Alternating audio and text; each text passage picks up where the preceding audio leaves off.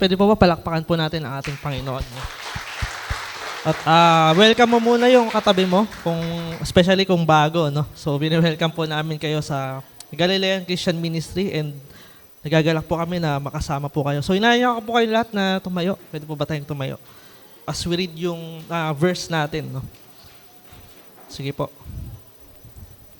And basahin lang po natin yung ikalawa Timoteo, chapter 3. Verse 14 to 17. Then we will pray. Kalawa Timoteo chapter 3, verse 14 to 17. Sige po. Sabi po kung may Bible po kayo, no, sabayin niyo po. Or nandyan na siguro. So sabay-sabay po natin basahin. Sabi po dito, no, ngunit ikaw, magpatuloy ka sa mga aral na natutunan mo at matibay mong pinaniniwalaan sapagkat kilala mo ang nagturo nito sa iyo. Mula pa sa pagkabata, alam mo na ang banal na kasulatan na may kapangyarihang magbigay sa iyo ng karunungan tungo sa kaligtasan sa pamamagitan ng pananampalataya kay Kristo Jesus. Ang lahat ng kasulatan ay kinasihan ng Diyos at kapakipakinabang sa pagtuturo ng katotohanan, sa pagsaway sa kamalian, sa pagtutuwid, sa likong gawain at sa pagsasanay para sa matuwid na pamumuhay upang ang lingkod ng Diyos ay maging ganap at handa sa lahat ng mabuting gawain. So tayo po muna yumako at manalangin. Hallelujah. Lord, marami pong salamat sa umagang ito. Lord, salamat po sa biyaya mo at sa grasya mo na patuloy po namin naranasan. Salamat po, Lord, sa awitan. Salamat po sa papuri, Lord God. At salamat din po na dinako mo po kami dito upang makapakinig na inyong salita. And we pray, patuloy mo po kaming patawarin, linisin, Panginoon. At sa pag-aaral po namin yung salita, buksan mo po aming isipan, aming puso, Panginoon, na hindi lamang po ito namin marinig, kundi, Lord, lubos po namin maunawaan, Panginoon, at mas sa buhay po namin. And Lord, sa oras po na to, we ask for your wisdom na nanggagaling sa inyo, Panginoon, na yung karunungan, Panginoon, na turuan mo po kami, baguhin mo po kami, Panginoon, help us to live a holy life, blameless, sa harapan mo, Panginoon, na sa gayon maging handa kami anytime na ikaw po ay bumalik, Panginoon o God. Salamat po. Ito pa may sama-sama panalangin. In Jesus' name, Amen. So palakpakan po natin Panginoon. And makakaupo na po tayong lahat. No? Okay. So kung sino po nandito nung last week or mga previous weeks, no? So kung i-recap natin yung mga napag-aralan natin, di ba? Nung first week, ano po yung pinag-aralan natin? Nung April first week, di ba? He is risen, na sinare po ni Pastor Jello. And makikita po natin doon, kung babalikan natin, no, tinalakay natin yung mga theory, yung mga false theory regarding sa resurrection ng ating Panginoong Hesus. By the way, no, isang doctrine na pinangahawakan po natin is yung doctrine of resurrection, na ang Panginoong Hesus po ay namatay, siya ay nilibing, at sa ikatlong araw, siya po ay muling nabuhay. So naniniwala po tayo na ang Panginoon po ay buhay. Naniniwala po ba kayo doon? Amen. Yun. So praise God.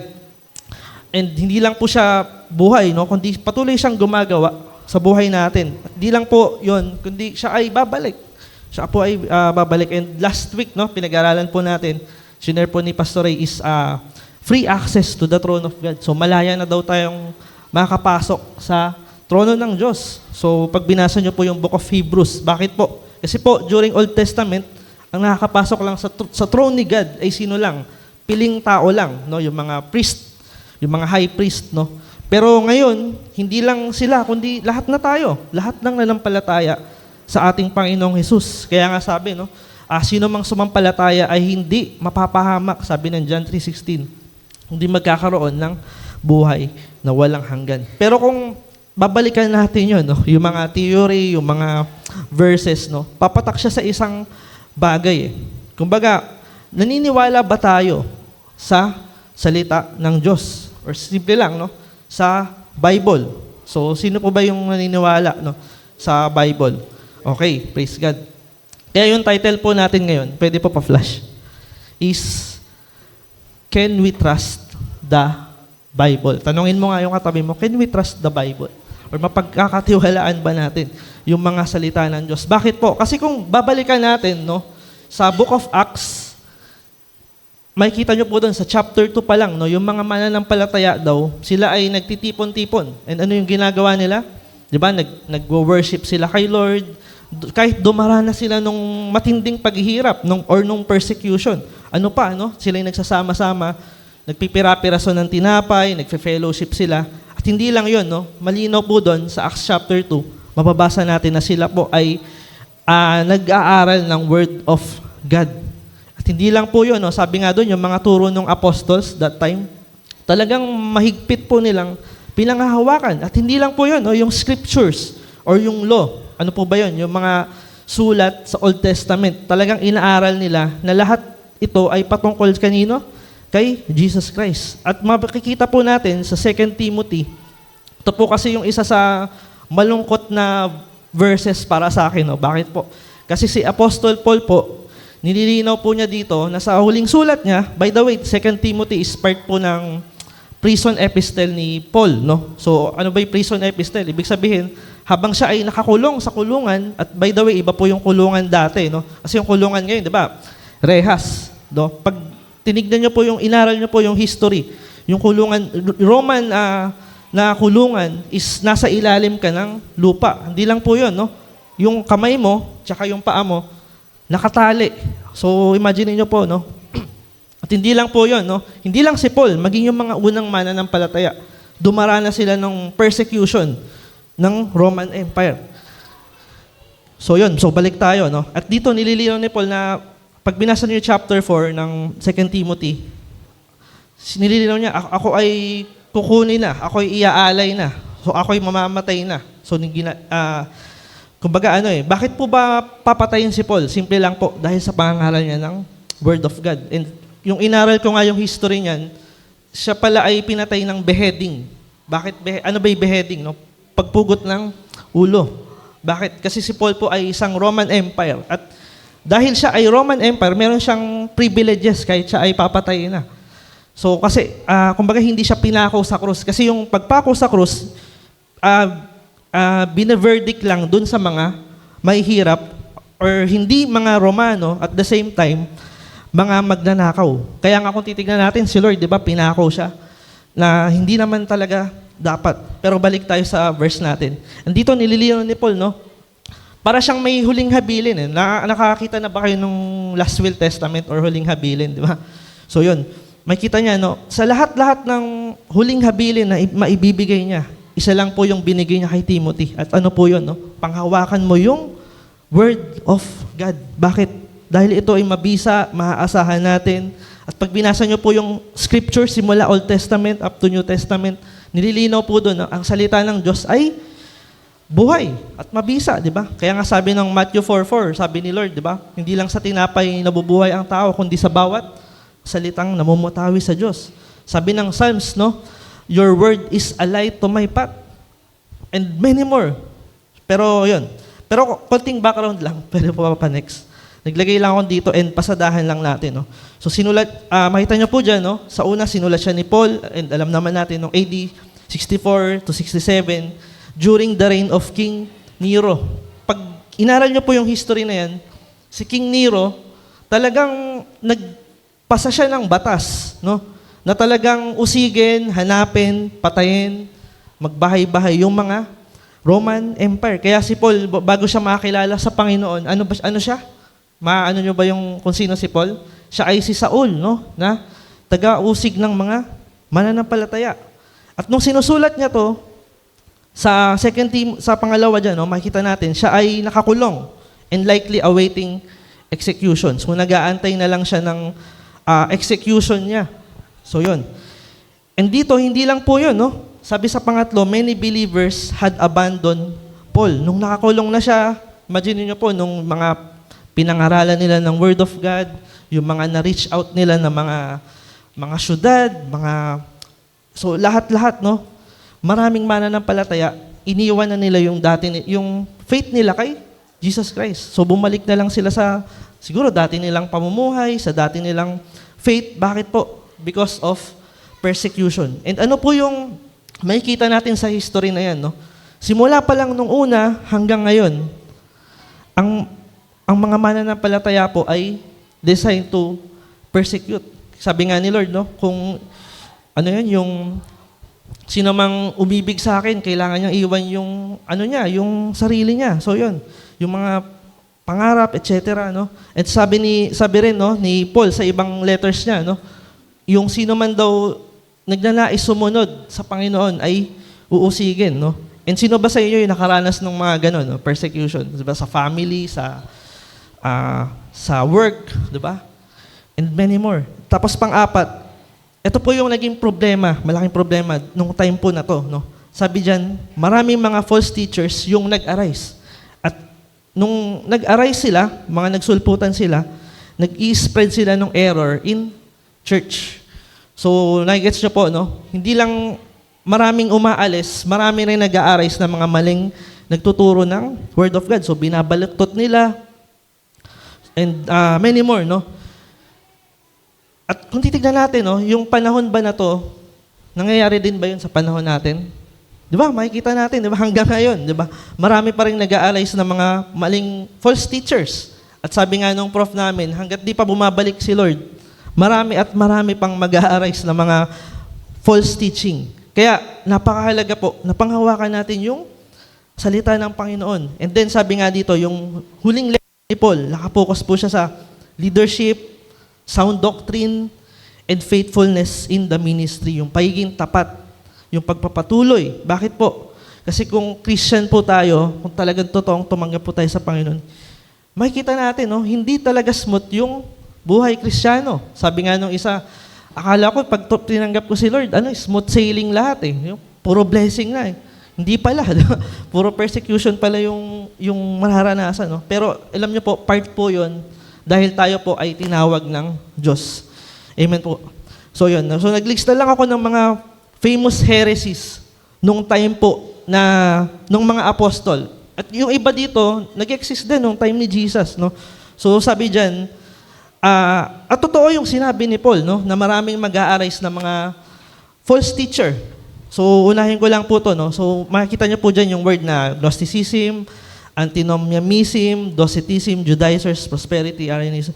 So, marami. At hindi lang yan, marami pa kung aaralin nyo, no. Siguro mga 100 plus yan, no. So, ano yung claim ng mga Gnostics? So, kiniklaim nila yung salvation daw makakamit mo through secret knowledge. At yung na-realize ko lang, no, yung Gnostics, yung mga false heresies po pala na to, ano siya hindi lang siya nag-exist nung panahon nila Paul or nung time nila Jesus. Nag-exist po siya hanggang sa panahon natin ngayon. Ano lang, nagkakaroon lang siya ng bagong muka or binibihisan lang ng bago para magmukhang katanggap-tanggap sa mga tao. At baka hindi mo namamalayan na nagfo-fall ka pala sa isa sa mga to, no? So sabi nga ng Gnostics, maliligtas ka daw kung meron kang secret knowledge. At pag kinonvert mo yan sa panahon natin, no? Ito yung claim ng mga Hindus, ng mga Buddhist. So yun, yung mga sikretong karunungan, ganun daw. Hindi lang yun, yung mga masonry, etc., no? Antinomianism, so kiniklaim nila yung hyper grace na okay, malawak naman yung biyaya ng Diyos, di ba? Unlimited grace naman si Lord, no? Kaya gawin mo na lang yung gusto mo kasi patatawarin ka naman niya. Kasi isa lang naman, sabi nga yung YOLO, di ba? You only live once. Gawin mo na yung mga bagay na gusto mo. Pero ano yung makikita natin, di ba? Parang trap siya ni Satan sa mga mananampalataya, di ba? Or sa mga tao, no? Docetism. So, dinay niya yung humanity ni Jesus na hindi naman siya totoong nagkatawang tao. Hindi naman siya totoong nag-exist. Wala naman sa history niya. Pero pag inaral natin yung history, even though yung mga Roman, yung mga hari, yung mga Roman, yung mga emperor, pinapatotoo nila na may nag-exist na Jesus Christ. Ano pa, no? Judaizers, kiniklaim naman nila, itong heresy na to, salvation by faith, pero may plus. Ano yung plus na yon? Mga ritual. So maliligtas ka lang pagka ginagawa mo yung mga bagay na to. Pero ano ba yung sabi ng sa Bible, di ba? Salvation is by grace through faith. Sa pamamagitan lamang ng biyaya. Ito naman, prosperity gospel, which is, siguro napakinggan nyo na to, or may naririnig kayong mga ganito, no?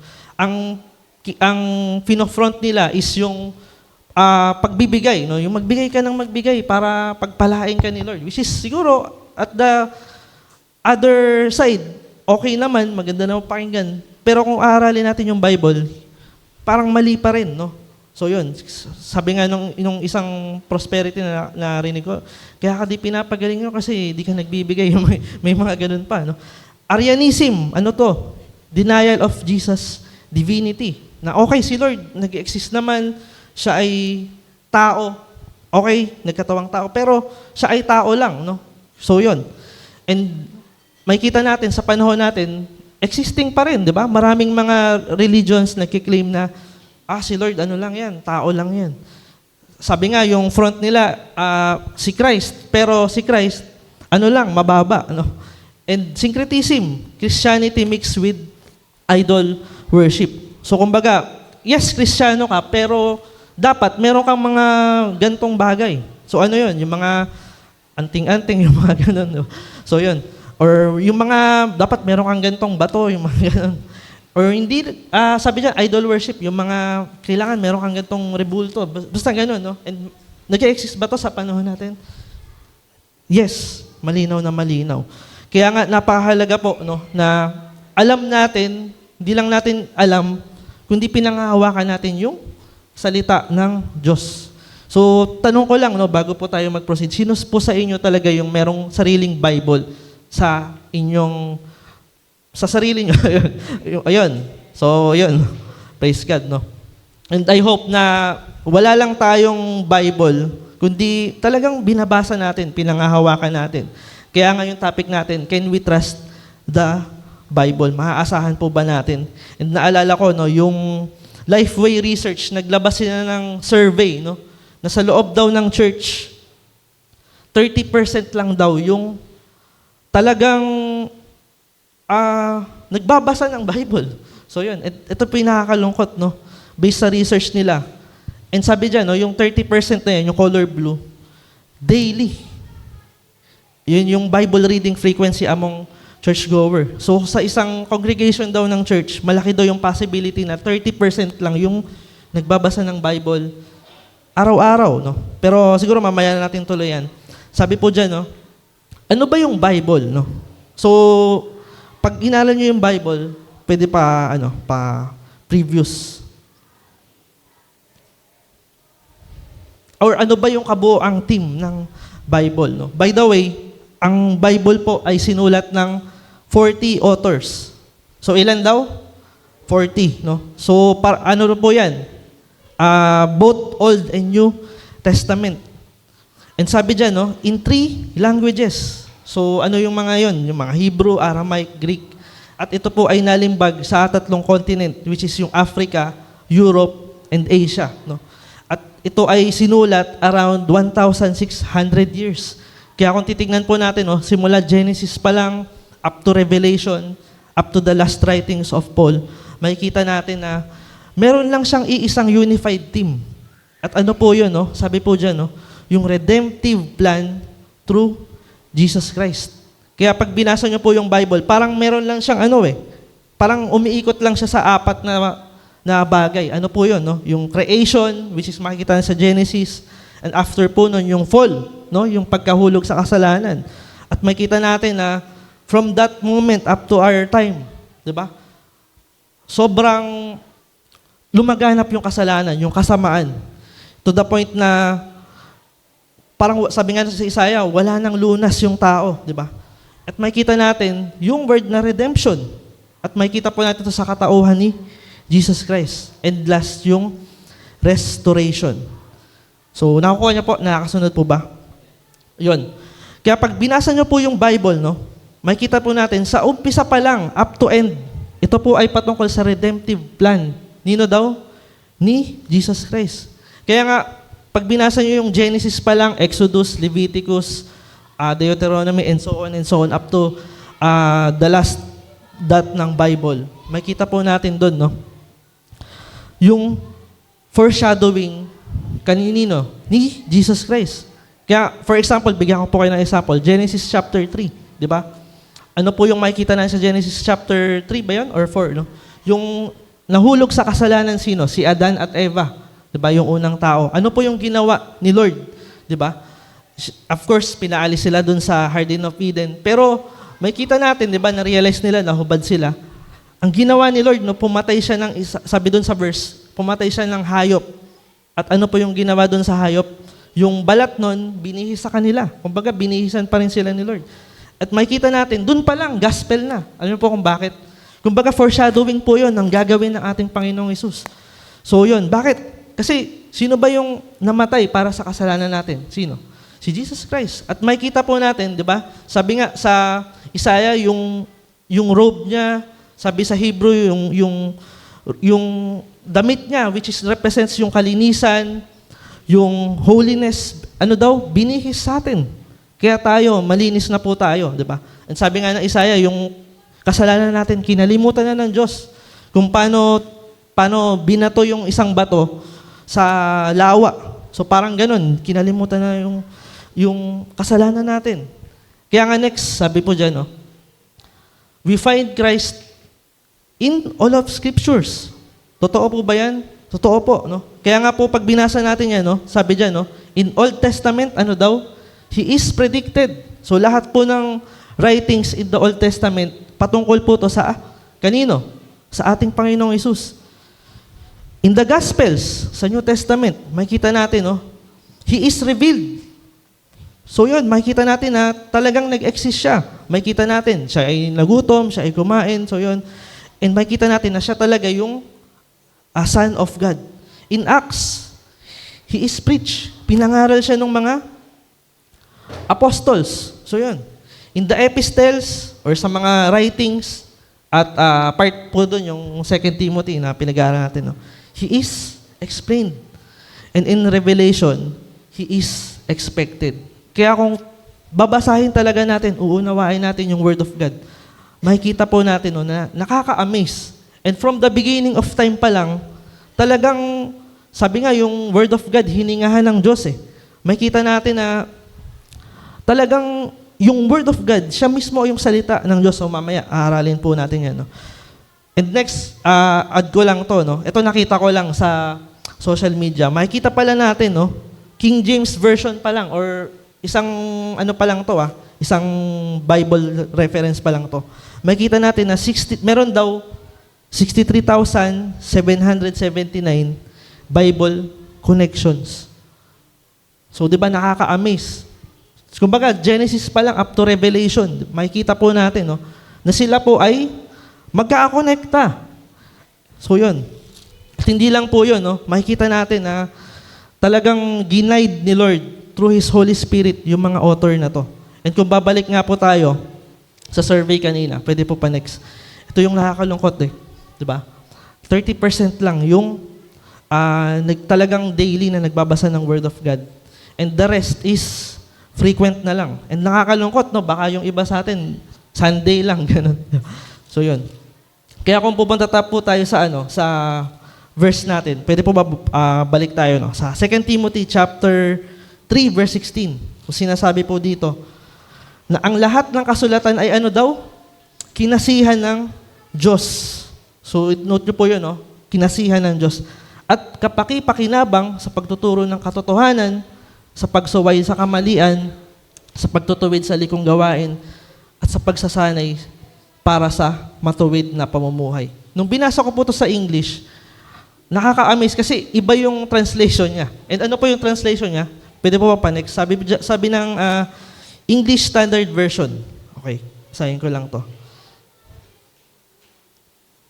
Sabi dyan, all scripture is breathed out by God and profitable for teaching, reproof, correction, and for training in righteousness, etc., etc. So makita po natin na yung ginamit po na version is breathed out by God. Kaya makita po natin na yung mismong Bible, ito po ay hiningahan ng Diyos. And sabi nga, sa point number 1 natin, pwede ba sabay-sabay natin basahin? Sabi dyan, breathed out by God. Breath ba o breathed? Alin na lang doon. Makita natin, ito ay hiningahan ng Diyos. Kinasihan ng Diyos. So yun. At kaya makikita natin, sa 2 Peter chapter 1, verse 20 to 21. Basahin lang po natin. Sabi po dyan, higit sa lahat, unawain ninyong walang makakapagbigay ng sariling pagpapakahulugan sa alinmang propesiya sa kasulatan sapagkat ang pahayag ng mga propeta ay hindi nagmula sa kalooban lamang ng tao. So, in the beginning pa lang, no, makikita natin, no, hindi galing sa sarili nila, yung mga sinulat nila. Sabi nga dyan, no, ito'y hindi nagmula sa kalooban lamang ng tao. Ito'y galing, kanino daw? Sa Diyos. At ipinahayag ng mga taong nasa ilalim ng kapangyarihan ng Espiritu Santo. Kaya kung babalikan natin yung nabasa natin kanina, no, na meron yung Bible pala, merong 40 authors. Hindi lang sila sumulat ng gusto lang nila or, uy, maganda to sige, sulat ko nga tong verse na to sa Psalm. Hindi po ganun, no? They were guided by the Holy Spirit. Kaya kung titignan niyo po yung graph kanina, yung mga arc, yung mga linya-linya, di ba?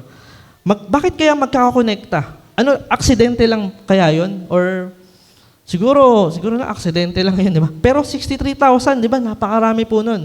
Doon pa lang makikita natin na ang pinaka nag-compose po ng Word of God ay sino? Si Lord mismo. So yun. And sabi ng Matthew 5:18, pwede po pa next. Sabi po dyan, no? Sabi ni Lord mismo, "For truly I say to you, until heaven and earth pass away, not an iota, not a dot will pass from the law until it is all accomplished." So makita po natin, no, sinabi ni Lord mismo sa Matthew, until heaven and earth pass away, not even a dot. Kumbaga, sa Tagalog, nung binasa ko to, no, sinabi ni Lord na lahat talaga ng nasusulat sa Bible, magaganap, mangyayari. Ultimo yung kaliit-liitan na tuldok, ultimo yung kowit, ultimo yung mga parenthesis dyan, lahat po ito ay magaganap. Amen po ba? Naniniwala po ba kayo doon? So yun. And then sabi sa Matthew 24, sabi ni Jesus Christ, no? Sabi niya, ano daw, ang langit at ang lupa ay maglalaho. Ngunit ang mga salita ko ay mananatili, magpakailanman. So imagine niyo po yung mga bagay na pinapahalagahan natin dito sa mundo, no? Yung mga bagay na gusto nating maasam, no? Yung mga bagay na pinundar natin, lahat pala to mawawala. Even lahat ng bagay sa buong mundo, pero isa lang mananatili, yung salita ng Diyos. So ganun po siya kabisa, no? Ganun po siya kabuhay. Bakit po? Ito po mismo yung mga salita ng Diyos. And sabi ng Mateo 4:4, sabi dyan, no? Again, Matthew uli, puro si Lord yung nagsasalita po nito, no? Ngunit sumagot si Jesus, nasusulat, ano daw, hindi lamang sa tinapay na bubuhay ang tao, kundi sa bawat salitang nagmumula sa bibig ng Diyos. At ano po ba yung tinutukoy dito ni Lord ng mga salitang nagmumula sa bibig ng Diyos? Simple lang po, yung Bible or yung scriptures. Kaya napaalaga po na basahin natin, panghawakan natin, isabuhay po natin. So yun. At dito po makikita natin, no, ginamit ni Lord yung salitang nagmumula sa bibig ng Diyos, which is connected siya sa sinabi ni Paul kay Timothy, na ano daw, it is breathed by God. And ang tao, kung titingnan natin, ano ba yung kailangan natin para mabuhay? Di ba? Simple lang, kailangan mo ng kumain. Sino dito yung agahan? So yun. Pangalawa, kailangan mo ng tubig para mabuhay, di ba? Pero dito sinasabi ni Lord na hindi lamang tinapay na bubuhay ang tao or nire-represent niyan yung physical na food, kundi sa bawat salitang nagmumula sa bibig ng Diyos. So imaginein mo, no, hindi ka kumain ng one day, mabubuhay ka pa kaya? Possible. Imagine, paano kung hindi ka kumain ng 2 days, 3 days, 4 days, mabubuhay ka pa kaya? Possible, no? Pero paano kung 1 week? Ano kaya yung mangyayari sa atin? Baka lupay-pay ka, baka mahina ka na, or baka wala na tayo, di ba? Imagine niyo po, i-convert niyo po yan sa spiritual life. Imagine mo kung hindi ka nagbabasa ng Word of God for a day, for a week, for a month, for a year, di ba? Kaya marami po sa atin talagang bumabalik na lang sa dati or nahuhulog sa kasalanan, no? Bakit? Kasi yung spiritual life po natin ay gutom, mahina. Kaya nga sabi ni Paul, no, yung whole armor of God, basta yung panghawakan natin, no. The next, sabi ni John, sa chapter 20, verse 31. Sabi po niya, no? But these are written so that you may believe that Jesus is the Christ, the Son of God, and that by believing, you may have life in His name. So sinabi ni John, no, sa mga last chapters ng letter niya, na yung Bible or yung sulat niya ay sinulat niya, no, para yung mga taong makakabasa po nun ay maniwala na na si Jesus Christ, yung Son of God. And sabi nga dyan, no, and by believing, you may have life in His name. Bakit po? Dahil sa pananampalataya, sa pakikinig ng salita ng Diyos, dun po na-open yung mind natin para manampalataya. And then, nag-list lang po ako ng mga important keywords, no?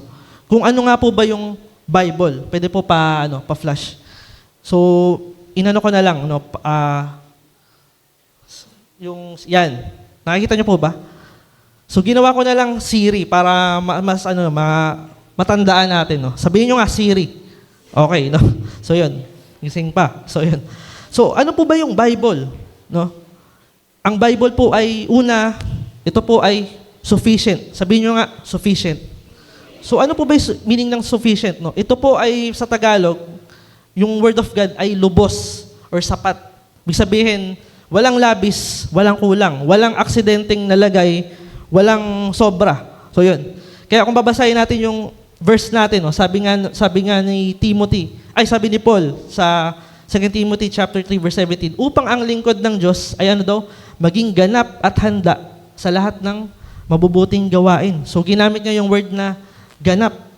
Sabi ng Psalms 19 verse 7, sabi diyan, no, the law of the Lord is perfect, reviving the soul, making the wise simple. So bakit kaya sinabi doon na the law of the Lord is perfect?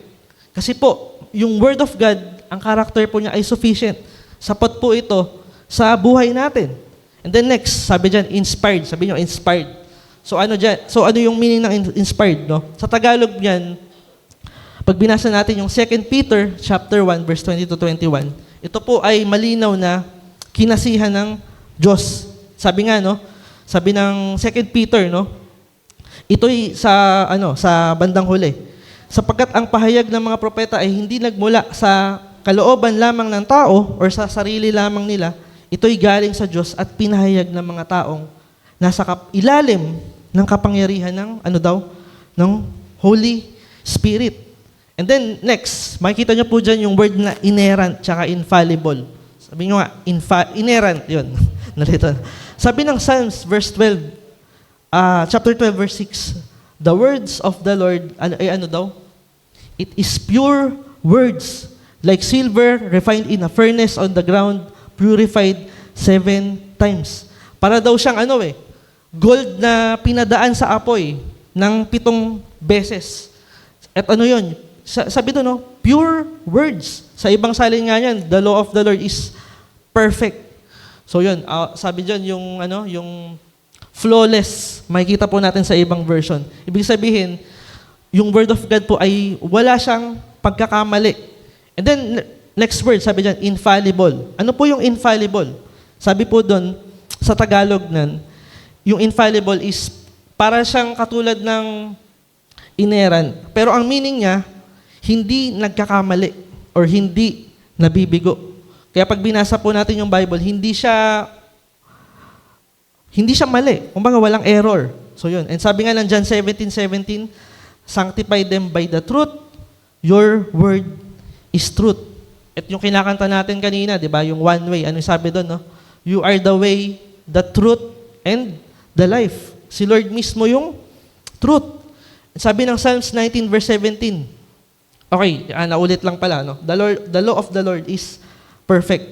And then, makita rin natin yung word na sa R. Ano yung R? Revelation. Sabi nyo nga, revelation. So yung word of God po mismo, yung kapahayagan ng Diyos. Bakit po? Kasi during Old Testament, paano po nangungusap si Lord sa mga tao? Di ba? Directly. Kaya pag binasa nyo po yung Exodus, yung mga prophets, no? Makita nyo po doon na si Lord nakipag-usap sa tao directly. Kumbaga, Di ko alam kung paano or sa paano paraan, pero sinabi doon na direct. So yun. And siguro, ini-imagine ko, paano kaya kung sa panahon natin mangyayari yun, no? Yung directly makipag-usap sa Lord. Siguro, baka tumakbo na tayo. Pero sa panahon po natin ngayon, paano ba nangusap si Lord? Paano kaya? Simple lang po, through His Word. Kaya nga sabi ng Hebreo, chapter 1, verse 1 to 2, noong una, nagsalita ang Diyos sa atin, mga ninuno, sa iba't ibang panahon at sa iba't ibang paraan sa pamamagitan ng mga propeta. So, paano daw nangusap si Lord? Directly, tsaka through prophet. So, yung prophet yung magbababa nung sinasabi ni Lord, siya yung magsasabi sa mga tao. Pero verse 2, makikita natin dito, no? Ngunit sa mga huling araw na ito, ano daw, siya'y nagsasalita sa atin sa pamamagitan ng kanyang anak, si Jesus Christ. At sa pamamagitan ng anak, ay nilikha ng Diyos ang sanlibutan at siya ang piniling tagapagmana ng lahat ng bagay. And then next word, sabi dyan, illumination. Sabi nyo nga, illumination. So ano ba yung meaning ng illumination? No? Ito po yung nangyayari every time na binabasa natin yung Word of God. Sabi dyan, no, sa Tagalog, yung illumination daw ay pagbibigay liwanag or pagpapaliwanag ng Holy Spirit. Kaya nga sabi ng 1 Corinthians chapter 2, verse 14, sapagkat ang taong hindi nagtataglay ng Espiritu ay ano daw? Hindi kayang tumanggap ng kaloob mula sa Diyos. Para sa kanila, kahangalan ang mga iyon at di nila mauunawaan. Sapagkat ang mga bagay na espiritual ay mauunawaan lamang sa paraang ano daw? Spiritual. So yung spiritual things, malalaman mo lang through spiritual. At sino ba yung nagpapahayag sa atin? Yung Holy Spirit. Kaya nga marami akong napapanood sa YouTube or na kilala, no, na binasa na daw nila yung Bible. Ano nangyari? Wala daw silang naintindihan. So yun. And bakit? Kasi sabi mismo ng 1 Corinthians 2:14, hindi mo talaga mauunawaan yung Bible unless na lang tulungan ka ng Holy Spirit na maunawaan to, lahat ng bagay. Sabi nga, no, para sa kanila, kahangalan ang mga yon at di nila mauunawaan. So, sa mundo, yung Bible, ano siya? Kahangalan, foolishness. Pero sa ating mga mananampalataya, ito ay napakahalaga at mauunawaan lang natin through Holy Spirit. And then last, sabi dyan, no, yung word na interpretation. Sabi nyo, interpretation. Ito naman daw po yung, ang meaning niya ay pagpapakahulugan or pagbibigay ng kahulugan. And paano ba natin maiintindihan talaga yung Bible? Simple lang po, through the Holy Spirit. Kaya nga sabi ni Lord sa John 16 verse 13, chapter 16 verse 13, sabi niya, no, ngunit pagdating daw ng ng Espiritu ng katotohanan, papatnubayan niya kayo sa buong katotohanan. So nakikita niyo po, no, napakahalaga po na tayo ay ginaguide ng Holy Spirit pag binabasa natin yung Bible. So yun. Kaya nga tinuturo ko sa mga cell group ko or sa mga dati kong tinuturuan. Sabi ko, mag-pray muna kayo. Kasi di nyo talaga maunawaan pagka walang prayer at pag hindi kayo ginaid ni Lord. So yun. And then point number 2. Sabi po dyan, no, profitable for teaching. Sabihin nyo nga, teaching. Okay.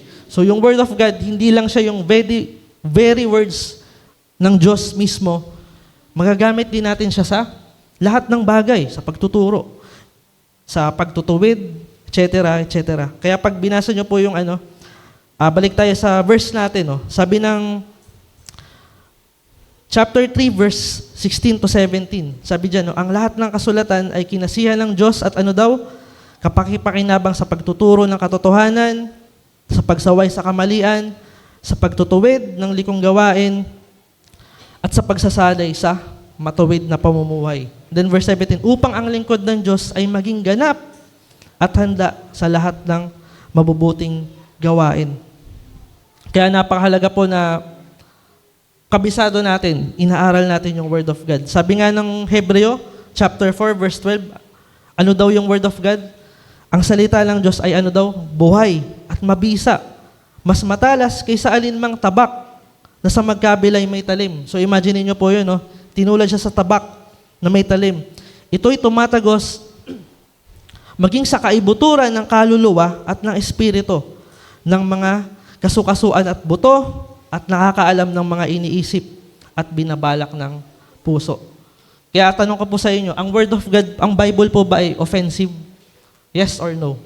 Makita natin na yes, offensive siya kung namumuhay ka sa kasalanan, no?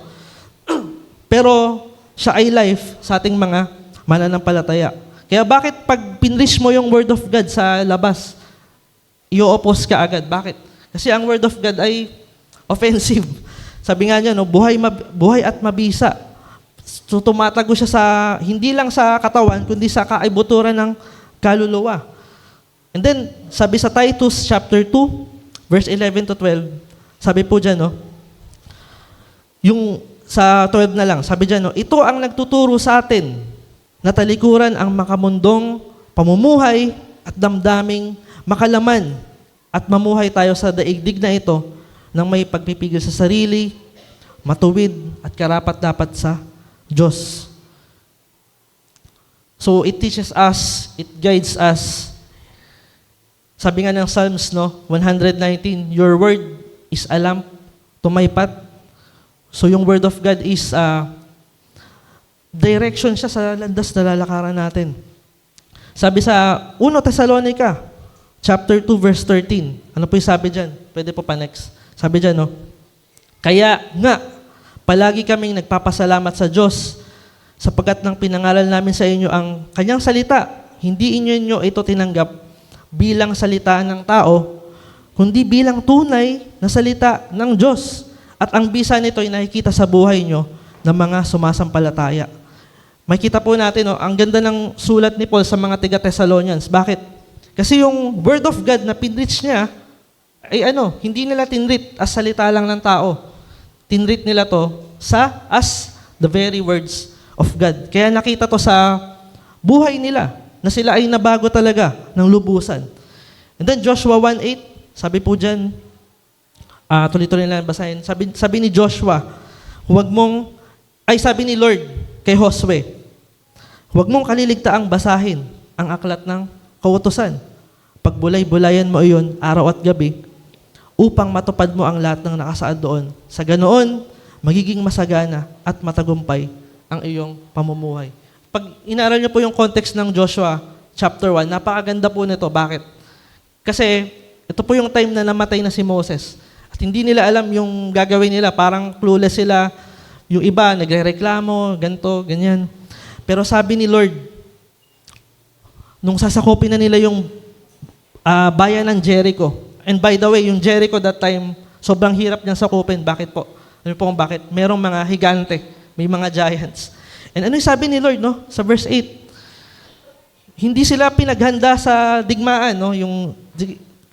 Siguro kung ang isip ng iba, sige, mag-training na lang tayo para matalo natin yung mga giants na yan, di ba? Maghanda na lang tayo, mag-ipon na lang tayo ng mga sandata. Pero ano yung sabi ni Lord? Huwag mong kaliligtaang basahin yung aklat ng kautusan. And sabi nga sa huli, no, upang maging masagana at matagumpay ang iyong pamumuhay. Alam niyo po kung bakit in-emphasize ni Lord na basahin nila yung aklat ng kautusan? Alam niyo po kung bakit? Simple lang po, para mas lalo nilang makilala kung sino ba yung Diyos na sinasamba nila. And pag binasa niyo nga po yung Old Testament sa yung sasakopin na nila yung Jericho Wall, di ba? Isa siyang malaking stronghold. Bakit po? It's a walled city at hindi talaga kayang sakupin ng kahit sinong empire. Pero ano yung ginawa nila during that time, no? Sabi doon, inikutan nila ng 7 beses. Sila ay nagpupuri lang sa Diyos, nagwo-worship, and many more. Tapos sila pinagtatawanan. Pero nung pag-ikot nila, 7 times, ano po yung nangyari? Nakita po nila na yung wall ng Jericho biglang gumuho. Bakit? Dahil yung Diyos na kasama po nila ay yung Diyos na buhay at makapangyarihan. And then Romans chapter 1 verse 6, sabi ni Paul, no? For I am not ashamed of what? Of the gospel, because it is the power of God that brings salvation to everyone who believes, first to the Jew and to the Gentile. Kung meron daw siyang hindi pinagkakait or hindi kinakahiya, ano po yun? Yung gospel. Yung word of God. Bakit? Kasi ito yung makakapagligtas sa lahat. And tayo rin, di ba? Kung sabi nga, kung walang mag-share sa atin, kung walang nag-reach out sa atin, asan kaya tayo ngayon? So yun. And sabi ni Paul, kung pagpapatuloy natin, Romans chapter 10, verse 13 to 15, sabi niya dito, no? Sapagkat sinasabi sa kasulatan, maliligtas ang lahat ng tumatawag sa Panginoon. Tama naman, no? Pero sabi niya, no? 14, pero paano sila tatawag kung hindi naman sila sumasampalataya sa Kanya? Next, paano sila sasampalataya kung hindi pa sila nakakarinig tungkol sa Kanya? Third, paano sila makakarinig kung walang nangangaral? 4, paano makakapangaral ang sino man kung hindi naman siya isinugo? Kaya kung babasahin niyo po itong verse na to, sunod-sunod na tinanong ni Paul, no? Paano? How? Bakit? Kasi and ito, makita natin, sobrang practical ng verse. Bakit? Paano nga naman makakilala sa Lord yung isang tao kung walang magpipreach, di ba? Kaya napakahalaga po nung ginagawa po nating evangelism, tsaka yung ginagawa po nating house to house. So yun. And then last point, and dito po tayo magtapos. Sabi po dyan, no? Pwede ba sabay-sabay po na basahin? Final warnings. At dito, tinuloy ko lang po yung 2 Timothy, no? Chapter 4. And napakaganda po nung sinabi ni Paul. Bakit? Kasi ito po yung time, again, nasabi ko nga, no, na siya ay kukunin na ni Lord, parang yung bibitayin na. Pero ito yung last na sinabi niya kay Timothy. And ito po gusto ko pong basahin natin ng sabay-sabay, no? Sabi sa 2 Timothy, chapter 4, verse 1 to 2. Sabi ng verse 1 to verse 8. Verse 1, inaatasan kita sa presensya ng Diyos at ni Kristo Jesus, na sino daw? Na siyang hahatol sa mga buhay at mga patay at muling magbabalik at maghahari.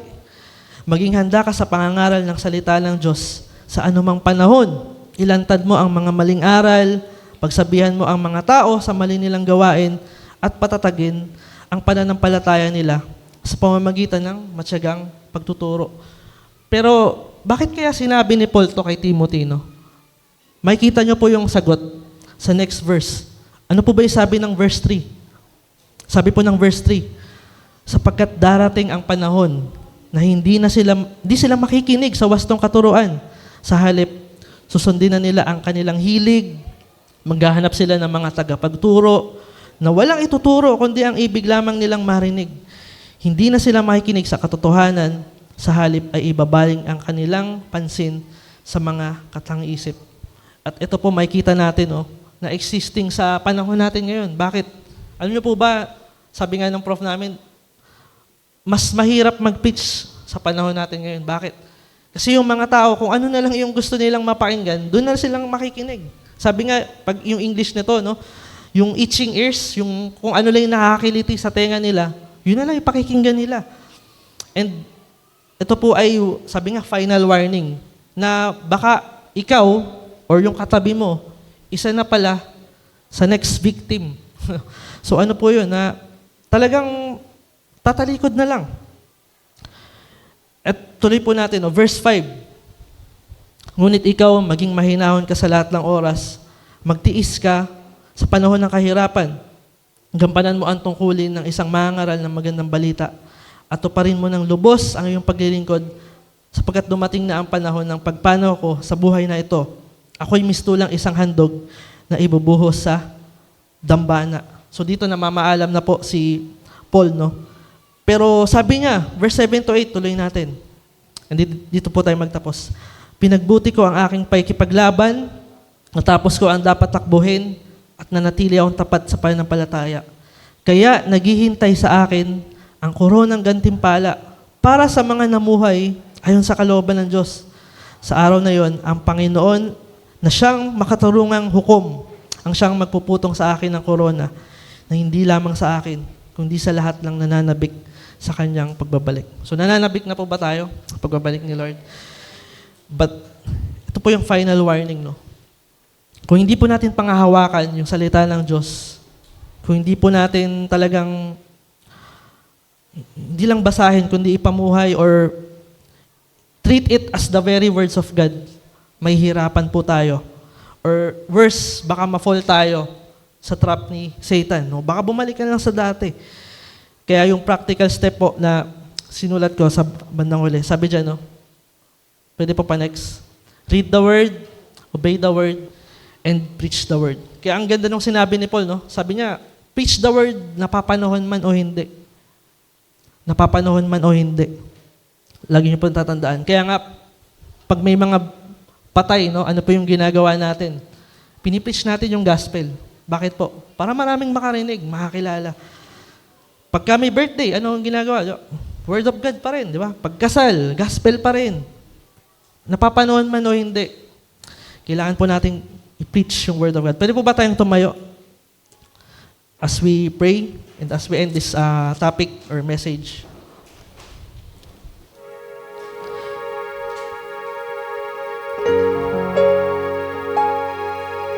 Naalala ko lang po nung workers conference, isa sa hinighlight ni Pastor Ruben, no? Yung Battle of Gog and Magog, or yung last day, yung muling pagbabalik ni Lord. No?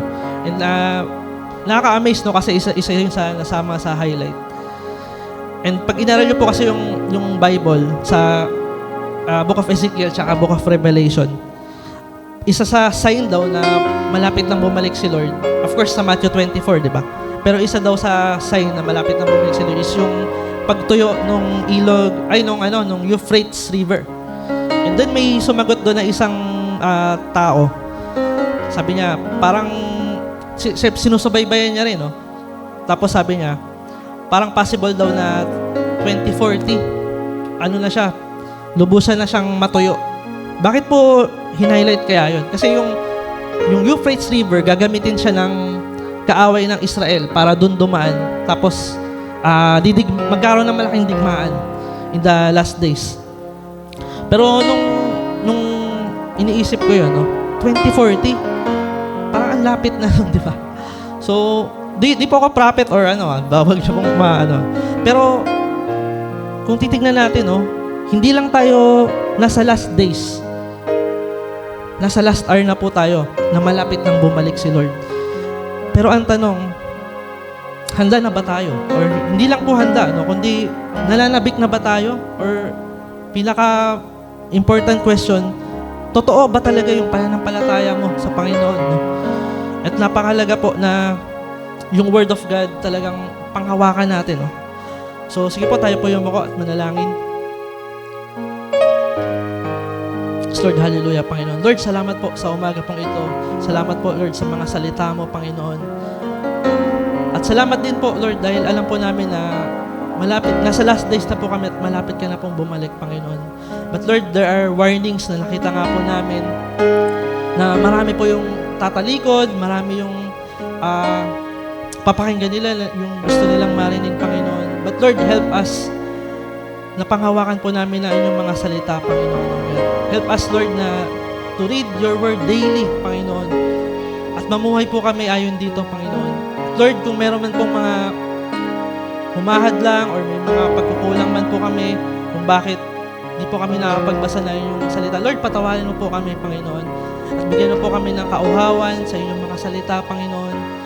At patuloy, Lord, na i-guide mo po kami, Lord, in every day of our lives, sa bawat step ng buhay namin, Panginoon. Lord, i-guide mo po kami, Panginoon. At hindi lang po yun, kundi, Lord, help us. Gamitin mo po kami yung buhay po namin, Panginoon.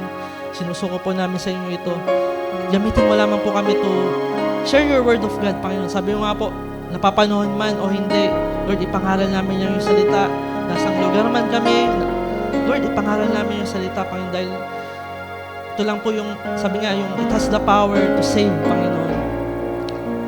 At patuloy, Lord, na samahan mo po kami sa bawat isa po na nairito na may mga pinagdadaanan, Panginoon, may mga struggles. Lord, help us na ma-overcome po ito through your name, Panginoon. Salamat po. Sa inyo po namin binabalik, Lord, ang pinakamataas na papuri. Pasasalamat, Panginoon. Ito po kami sama-sama panalangin. Sa pangalan po namin, Panginoon Jesus, at ang lahat po yung magsabi ng Amen. So, God bless po.